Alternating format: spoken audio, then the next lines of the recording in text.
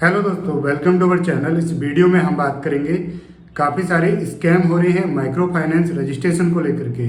दोस्तों, हमारे पास भी काफ़ी क्वेरीज आ रही हैं। अगर हम कहते हैं कि सर अभी आपके स्टेट में नहीं हो पाएगा, तो फिर आप लोग बोलते हो कि सर क्यों नहीं हो पाएगा, क्या रीज़न है, क्या सर बंद हो गई हैं? तो ऐसा नहीं है यार, बंद नहीं हुई हैं, लेकिन हो रही हैं। लेकिन अभी जो काम हो रहे हैं दोस्तों, अभी जो section 8 micro finance company register हो रही हैं, अभी सिर्फ और सिर्फ अप्रोच के थ्रू हो रही हैं। जिस आरओसी में किसी भी कंसल्टेंट की अप्रोच है तो वो रजिस्टर करा सकते हैं, लेकिन जिस आरओसी में उनकी अप्रोच नहीं है उसमें थोड़ी प्रॉब्लम आ रही है। बस ये रीज़न है कि किसी स्टेट में हम लोग ये आपको सुनने मिलता होगा कि आपके स्टेट में नहीं हो पाएगी, तो रीज़न यही है। अब दोस्तों बात करते हैं स्कैम की। क्या स्कैम हो रहे हैं? तो अगर आप सेक्शन 8 यानी कि दोस्तों अगर आप माइक्रो फाइनेंस बिजनेस करना चाहते हैं तो आपको क्या क्या ऑप्शन है, यानी कि कौन कौन से रजिस्ट्रेशन के अंडर आप माइक्रो फाइनेंस वाला काम कर सकते हैं, तो मैं बता देता हूँ। नंबर 1 है दोस्तों, आप एक सेक्शन 8 कंपनी रजिस्टर करा लीजिए, यानी कि section 8 micro finance company register करा लीजिए विद फाइनेंस ऑब्जेक्ट। चाहे आपका एक्टिविटी कोड 85 हो या फिर एक्टिविटी कोड आपका 65 हो, आप दोनों में सेम काम दोस्तों कर सकते हैं। ठीक है, तो फर्स्ट हो गया हमारा section 8 micro finance company. Second है दोस्तों, आप आरबीआई वाला लाइसेंस ले सकते हैं और उसमें भी दोस्तों आप ये काम कर सकते हैं।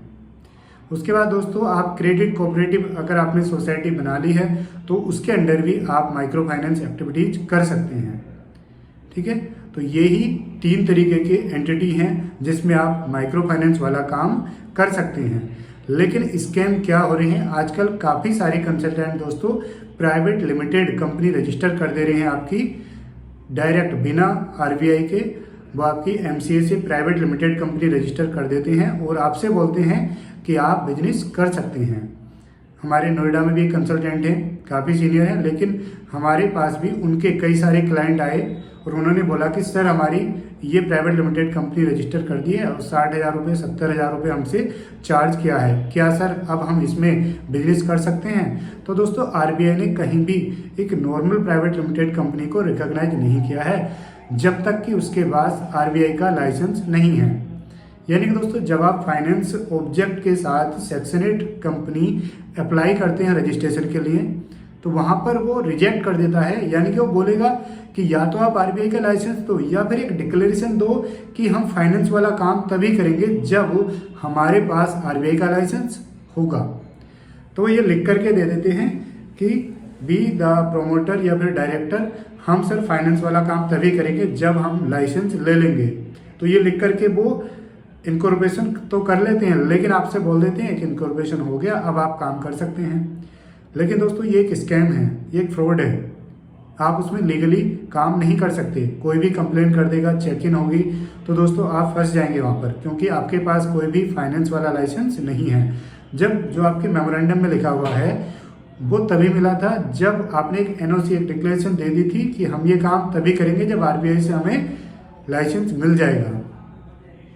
ठीक है, लेकिन सेक्शन 8 माइक्रो फाइनेंस कंपनी में दोस्तों ऐसा नहीं होता है। उसमें हमें बिना किसी एनओसी, बिना किसी डिक्लेरेशन के ही लाइसेंस मिलता है सेंट्रल गवर्नमेंट से, और हम काम उसमें दोस्तों कर सकते हैं बिना किसी प्रॉब्लम के। तो यही स्कैम हो रहा है। आपको इन सब स्कैम से दोस्तों बचकर रहना है, आपको इनके झांसे में नहीं आना है। अगर कोई कह रहा है तो आपको नॉर्मल दोस्तों प्राइवेट लिमिटेड कंपनी नहीं बनवानी है। आप अपनी सेक्शन 8 माइक्रो फाइनेंस कंपनी में जा सकते हैं और सेक्शन 8 कंपनी के भी मेमोरेंडम में फाइनेंस रिलेटेड ऑब्जेक्ट होना चाहिए। ठीक है दोस्तों, तो इस वीडियो में इतना ही। मिलते हैं नेक्स्ट वीडियो में, तब तक के लिए बाय बाय, जय हिंद।